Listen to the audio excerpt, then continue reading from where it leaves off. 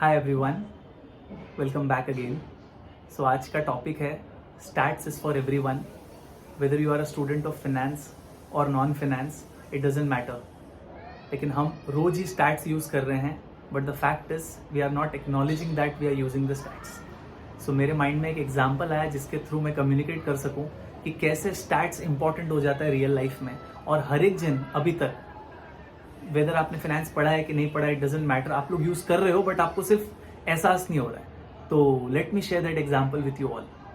Suppose I decide कि मेरे को किसी कॉलेज में जाके CFA रिलेटेड सेमिनार लेना है, एक अवेयरनेस क्रिएट करना है कि CFA कोर्स क्या है, क्या स्ट्रक्चर है, क्या क्या सब्जेक्ट्स हैं एंड ऑल दैट स्टफ। सो आप देखना टारगेट ऑडियंस का सवाल कैसे कैसे आएंगे और कैसे स्टैट्स के मदद से एक बेटर कम्युनिकेशन हो पाएगा, ये मैं प्रूव कर दूंगा आपको। सो मैं जैसे ही सेमिनार लूंगा, मैं सारा बेसिक डिटेल्स अबाउट CFA बताने के बाद जब टारगेट ऑडियंस समझ जाएगा ओके ये कोर्स में ऐसा ऐसा होता है, ऐसे ऐसे लेवल्स पे एग्जाम होते हैं, दिस दैट, तो क्वेश्चंस किस टाइप के आने लगेंगे देखना। पहला क्वेश्चन रहेगा, सर अब आप CFA के बारे में बता रहे हो तो प्लीज बताइए कि CFA चार्टर बनने के बाद हम कितना कमाएंगे। तो यहाँ पे कॉन्सेप्ट आ गया एवरेज का। तो मैं मेरे एंड पे डेटाबेस में क्या बनाऊंगा, मैं यार जितने भी CFA चार्टर होल्डर्स हैं उनका मैं डेटा लूंगा, उनके इनकम लेवल्स सामने रखूंगा और एक एवरेज फिगर कैलकुलेट करके रखूंगा, क्योंकि मेरे को मालूम है ये क्वेश्चन आने वाला है। तो देखो यहीं पे मैंने अर्थमेटिक मीन यूज कर दिया, क्योंकि वो क्वेश्चन आएगा, सर ये बताइए ना CFA चार्टर के बाद कमाएंगे कितना। अब प्रॉब्लम ये है ना कि अर्थमेटिक मीन, जिसको हम लोग एक सिंपल एवरेज कहते हैं, हर एक ने किया हुआ है अपने लाइफ में कहीं ना कहीं सिंपल एवरेज, कि सर सम करके डिवाइड करना है, अगर 5 फिगर है तो सम करके डिवाइड बाई 5 करना है, हर एक ने किया हुआ है। बट एक प्रॉब्लम है एवरेज निकालने में कि सर वो कुछ प्रॉब्लम से अफेक्टेड है। जैसे कि मेरे पास 5 CFA चार्टर होल्डर्स के इनकम पे है, हाइपोथेटिकल एग्जाम्पल है। चार्टर होल्डर 1 फलाना फलाना इनकम से 2 लाख, दूसरे का 3 लाख, तीसरे का 1.5 लाख, 4 लाख और पांचवे वाले का सपोज इट इज 5 करोड़। तो आपको देखा होगा डेटा में एक बड़ा विचित्र नंबर है, सारे इनकम 2 लाख, 3 लाख, 4 लाख, 5 लाख और सडनली अचानक से 5 करोड़ आ गया। तो जब भी आप एवरेज लोगे ना, तो आपका एवरेज ना उस 5 करोड़ की तरफ झुका हुआ रहेगा और ये बहुत ही गलत मैसेज देगा वो सारे टारगेट ऑडियंस को, राइट? कि सपोज एवरेज निकल गया 4 करोड़ समथिंग, तो कितना गलत इंफॉर्मेशन जाएगा कि मैं कह रहा हूं कि CFA चार्टर बनने के बाद आप एवरेज में 4 करोड़ कमाओगे। ये 4 करोड़ फिगर कहां से आया? सिंस डेटा में एक ऐसा नंबर था जो काफी विचित्र था बाकी नंबर्स के मुकाबले, एंड उसके वजह से उसने पूरा एवरेज का नक्शा ही बदल दिया।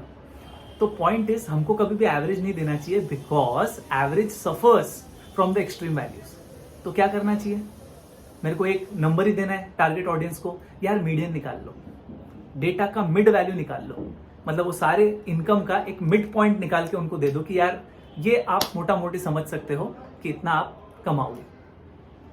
तीसरा तरीका कि वो छोड़ते ना सर, अपन CFA चार्टर होल्डर्स का डेटा कोलेक्ट करते हैं एंड देखते हैं सबसे ज्यादा बार कौन सा नंबर रिपीट हो रहा है। सपोज मैं एक्सेल शीट में मैंने 500 या for any number 500 charter holders का मैंने इनकम लिया हुआ है एंड सपोज बहुत ज्यादा टाइम्स 4 लाख दिखा मेरे को, 4 लाख 4 लाख 4 लाख 4 लाख 4 लाख।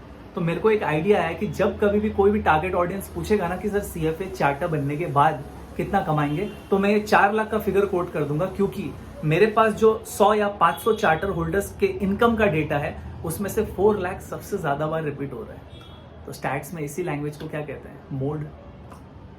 या तो मैं इनको 3 फिगर्स देता हूं, मन से बोल रहा हूं ऐसे 3 फिगर्स, एक 90 परसेंटाइल क्लब, एक 60 परसेंटाइल और एक 50 परसेंटाइल। मतलब मेरे को क्वेश्चन पूछा कि सर आफ्टर क्लियरिंग CFA हम क्या लेवल का इनकम एक्सपेक्ट कर सकते हैं, तो मैं एक फिगर नहीं दे रहा हूं। सपोज मैंने एक 90 परसेंटाइल कैटेगरी दिखा, एक 60% कैटेगरी और एक 50% कैटेगरी, राइट? परसेंटाइल इनफैक्ट अगर प्रिसाइसली बोलूं तो 90 परसेंटाइल। तो मैं जवाब दे रहा हूं कि अगर आप 90 परसेंटाइल क्लब में आ रहे हो, मतलब एकदम टॉप का क्लब है वो, तो आपका इनकम ऐसा होगा।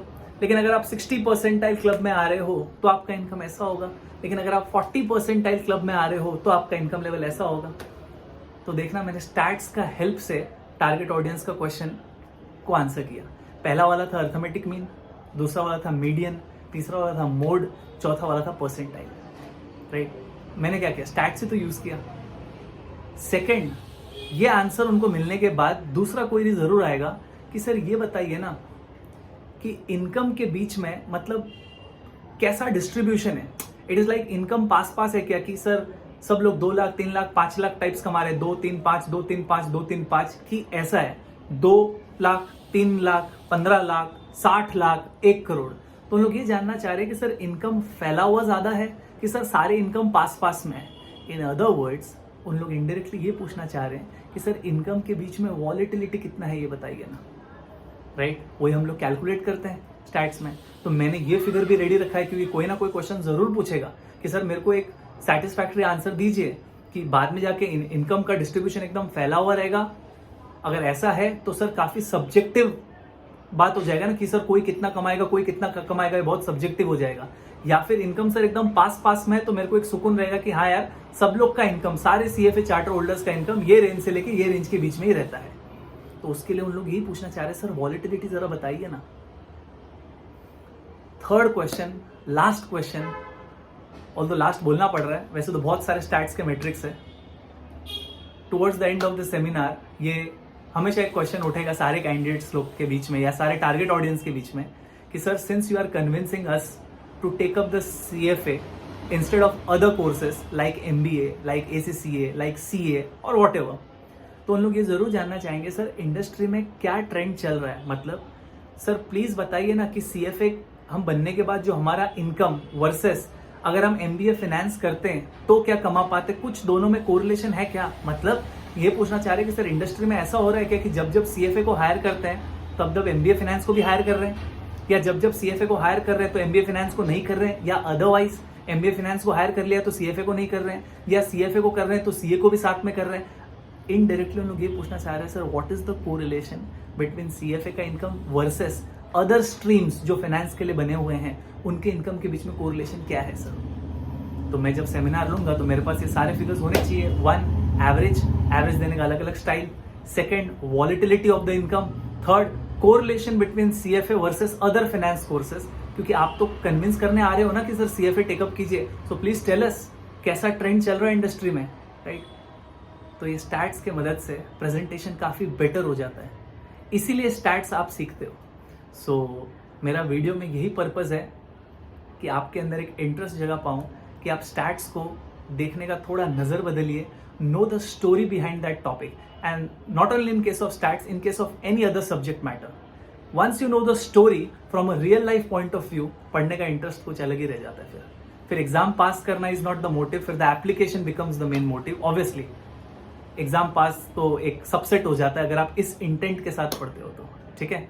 सो वीडियो को एंड तक देखने के लिए thank you so much.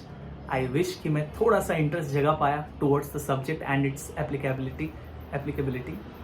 Thank you so much for watching.